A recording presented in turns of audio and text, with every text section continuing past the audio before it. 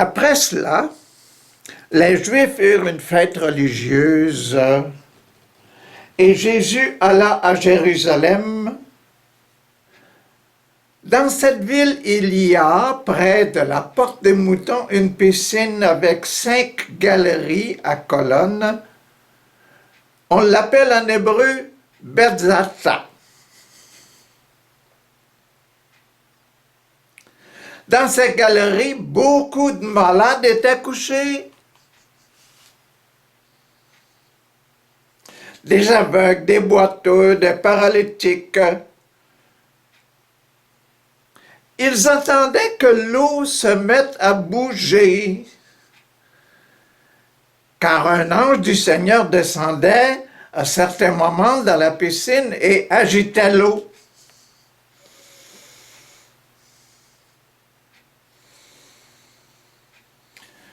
Le premier malade qui descendait dans l'eau, après qu'elle ait été agitée, était guéri de sa maladie, quelle qu'elle fût.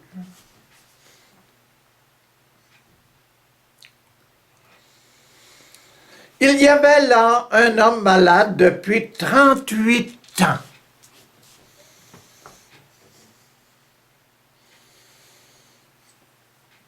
Quand Jésus le vit couché et sut qu'il était malade depuis longtemps déjà, il lui demanda: « Veux-tu être guéri? » Le malade lui répondit: « Maître, je n'ai personne pour me mettre dans la piscine quand l'eau est agitée. Pendant que j'essaie d'y aller, un autre descend avant moi. »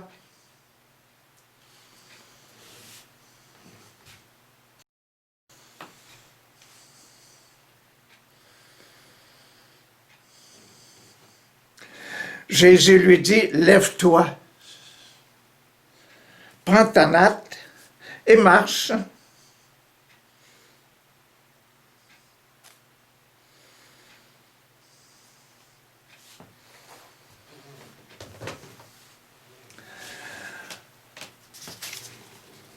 On est dans les ailes.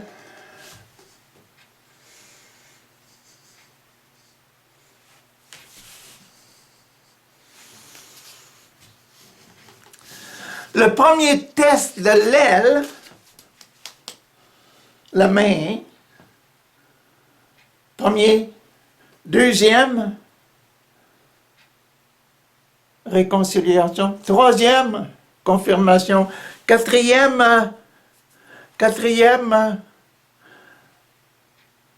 le ventre, l'Eucharistie, cinquième, l'extrême-onction, sixième, l'ordre, septième, mariage. Le premier, le baptême, versets 1 à 9. C'est ce que je viens de lire. Sur le baptême, qu'est-ce qu'on peut regarder là, le baptême? On peut regarder l'esprit qui vient dans l'eau. Parce que Jean-Baptiste nous a dit que Jésus allait baptiser dans l'Esprit Saint. C'est l'Esprit Saint qui fait la force, l'action du baptême.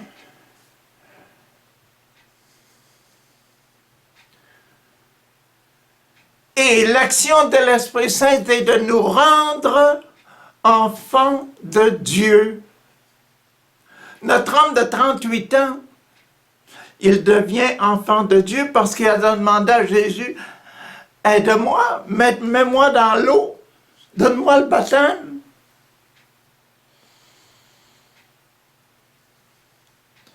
Imaginez 38 ans, la persévérance et le désir, 38 ans, le désir d'être purifié et d'être changé et d'être amélioré et d'enlever son péché.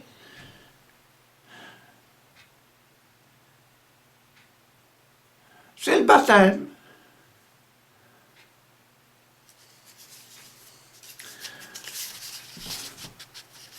« 1 à 9. Regardez le numéro 2, de 9 à 15. 1 à 9, 9 à 15. C'est pas 10 à 15, c'est 9 à 15. Pourquoi? Parce que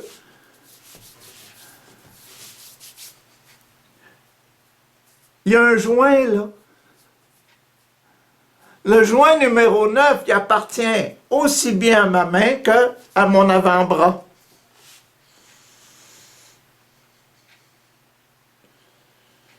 On ne peut pas les séparer sans avoir du sang. Ce que je vous disais hier, ceci est mon corps, c'est ça, c'est le corps, ça. Et c'est mon sang. Si je me coupe, je vais avoir du sang. C'est bien lié. C'est lié pourquoi? Pour donner la vie. Qu'est-ce que on a dit dans la Genèse au début de Saint Jean? Le Verbe était la lumière, il était la vie. Si je veux nager, il faut qu'il y ait de la vie. Il faut qu'il y ait du sang dans mon corps. Nous sommes dans le sacrement de baptême. Et le baptême, c'est pour enlever le péché. Enlever ce qui nous nuit. Pour être parfait. Pour être enfant de Dieu.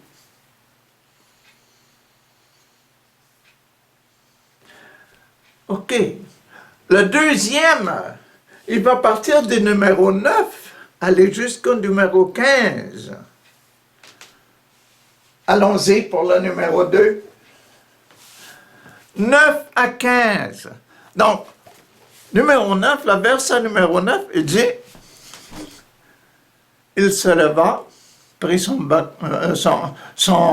sa natte et puis marcha. Numéro 9, aussitôt l'homme fut guéri, il prit sa natte et se mit à marcher.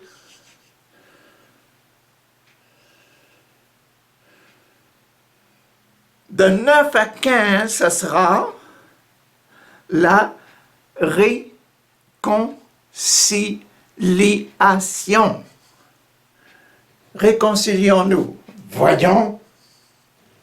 Mais comme ça se passait le jour du sabbat, le jour de la prière, le jour de la rencontre de Dieu, le jour du Seigneur, sanctifie le jour du Seigneur. Ah, comme c'était le jour du Seigneur, et que notre loi, comme c'était le jour du sabbat, les Juifs dirent à l'homme qui avait été guéri, c'est le sabbat.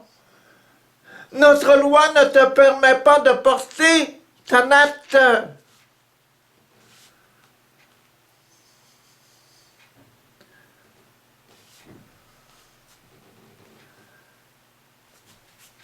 Ils faisaient leur job.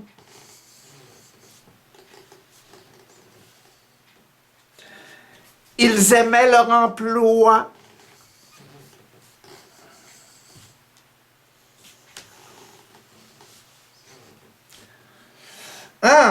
Et ils voulaient que tout le monde vive selon Dieu, se réconcilie avec Dieu et ne pas travailler le jour du sabbat.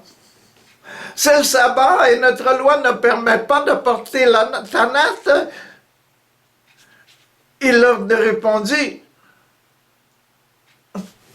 celui qui m'a guéri m'a dit, prends ta natte et marche. Hein? Il y en a d'autres qui peuvent faire la loi, changer notre loi du service de Dieu. Ah, ils lui demandèrent alors, qui est celui qui t'a dit, prends ta natte et marche?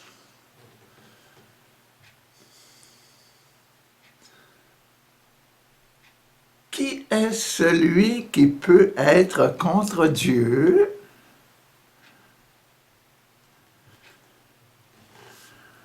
Mais l'homme qui avait été guéri ne savait pas qui c'était, car Jésus était parti à cause de la foule qui se trouvait à cet endroit.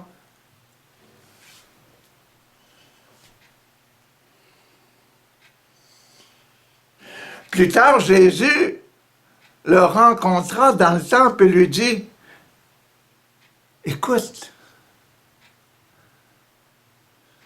tu es guéri maintenant, hein?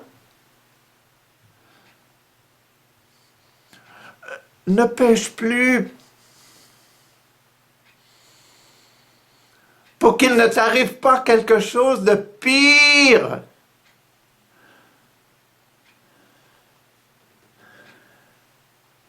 Reste réconcilié.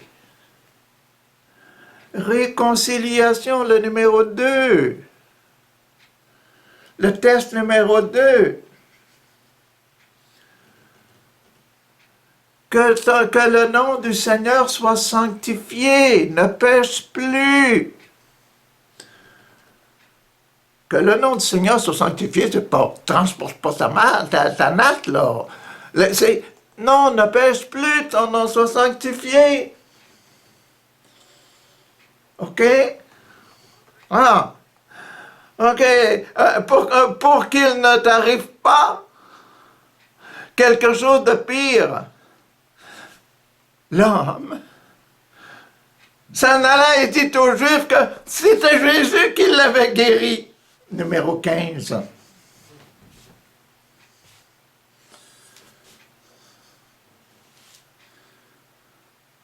Aujourd'hui, on fait passer le test à notre chapitre 5, là. On est en train de lui faire passer son test. Le test du baptême, OK. Le test de réconciliation, c'est ça, on ne pêche plus.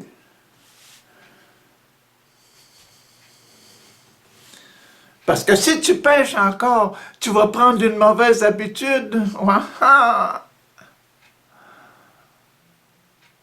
C'est pas bon, ça. Tu ne sens pas heureux.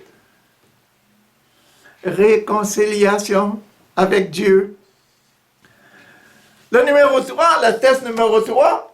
1, 2. Le test numéro 3, le bras. Le test de la confirmation. Je me confirme. Je dis qui je suis. Je crois. J'affirme que je crois. Je fais des actions qui montrent que je crois. Que la volonté de Papa mon Dieu se fasse. Test numéro 3. OK. Numéro 15. L'homme s'en alla et dit aux Juifs que c'était Jésus qui l'avait guéri. Numéro 16. C'est pourquoi les Juifs se mirent à persécuter Jésus parce qu'il avait fait cela le jour du sabbat.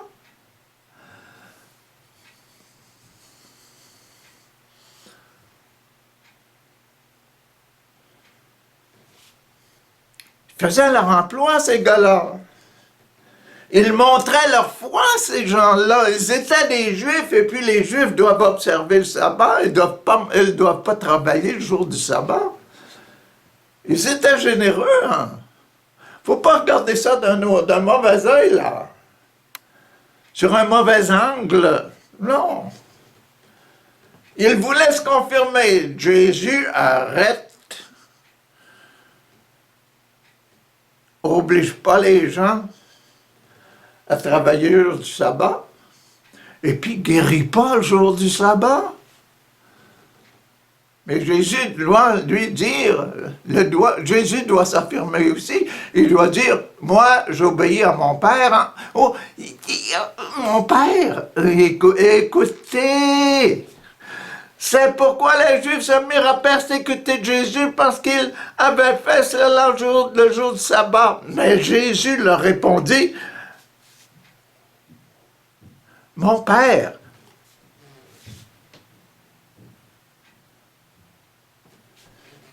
travaille toujours et moi je travaille aussi. Même si c'est le sabbat, moi aussi je travaille parce que papa travaille. Hein? Parce que c'est sa volonté que ta volonté soit faite. Je me confirme et je confirme que papa a raison. Amen.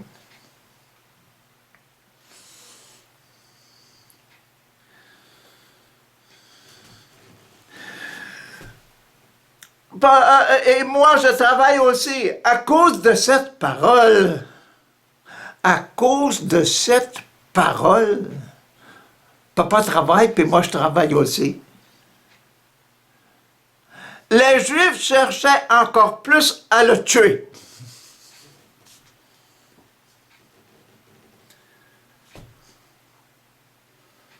Blasphémateur!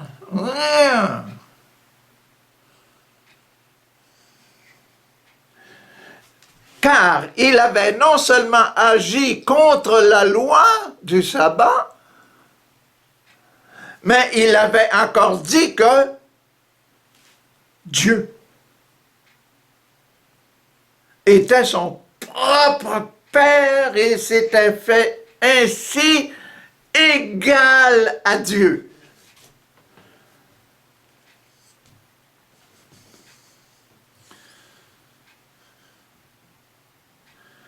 Pour les Juifs, c'était grave, hein? Se faire l'égal de Yahvé.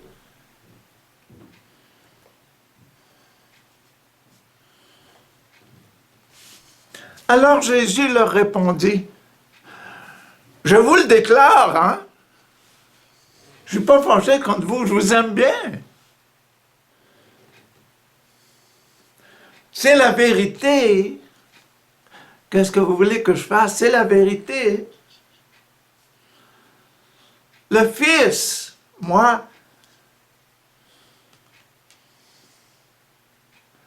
ne fait rien par lui-même. Il ne fait que ce qu'il voit faire au Père. Je ne suis pas fâché. Je veux simplement leur expliquer. Écoutez bien ça, là. Le Fils, il va faire comme le Père. Tout ce que le Père fait, le Fils le fait aussi.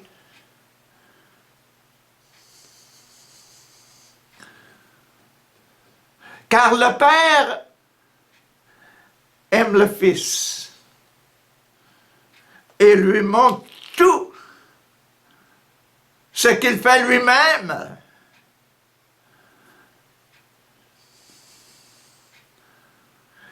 Il lui montrera, le Père montrera, il montrera des œuvres à faire encore plus grandes que celles-ci. Vous le voyez, l'homme, là, le 38 ans, il est là. 38 ans d'immobilité, là. Il est là. Il est devant vous autres, il est devant moi.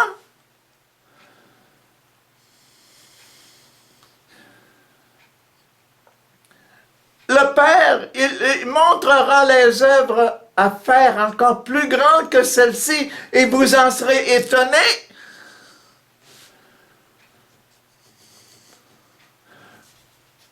Verset 21. car de même que le Père relève les morts et leur rend la vie, de même, le Fils donne la vie à ceux auxquels il veut la donner. C'est le numéro 21, parce que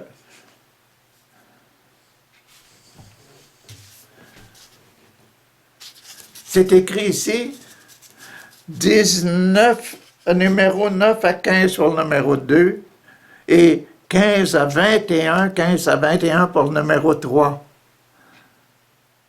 Le 15 à 21, c'est du coude jusqu'à l'épaule.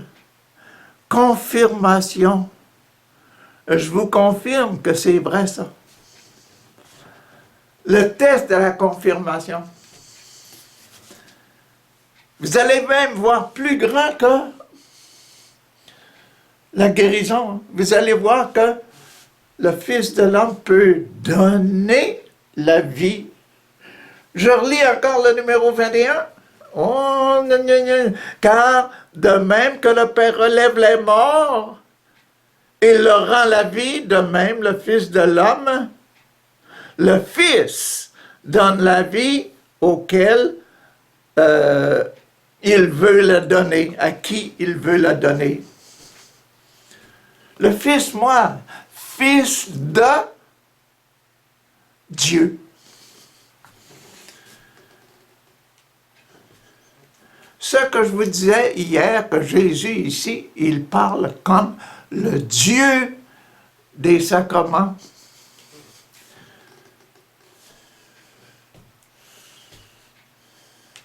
Comme celui qui institue les sacrements et qui donne la vie.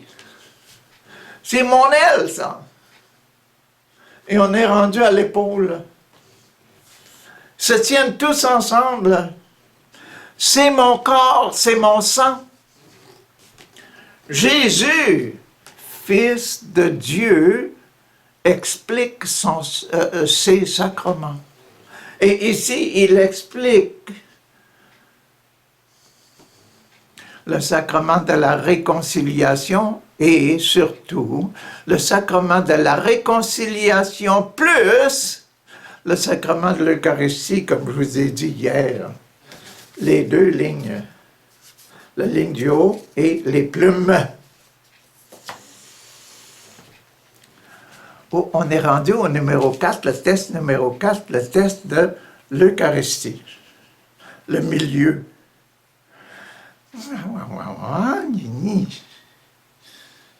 C'est le milieu, regarde, c'est moi ça. C'est où je passe ça. Avec ma tête, mon cœur, c'est tout moi ça. Au milieu, là. Donc le passage du milieu va être très important. Le passage du milieu des ailes est toujours très important parce que c'est moi, c'est tout moi. Les ailes sont là simplement pour m'aider, pour monter. Mes ailes sont attachées à moi, à mon corps qui, à cause de mes ailes, mon corps va monter. Le passage du milieu sur l'Eucharistie, qu'est-ce que je suis, moi? Qu'est-ce que je suis à moi-même? Je suis le Fils de Dieu. Qu'est-ce que le bon Dieu, mon Père, me demande de faire?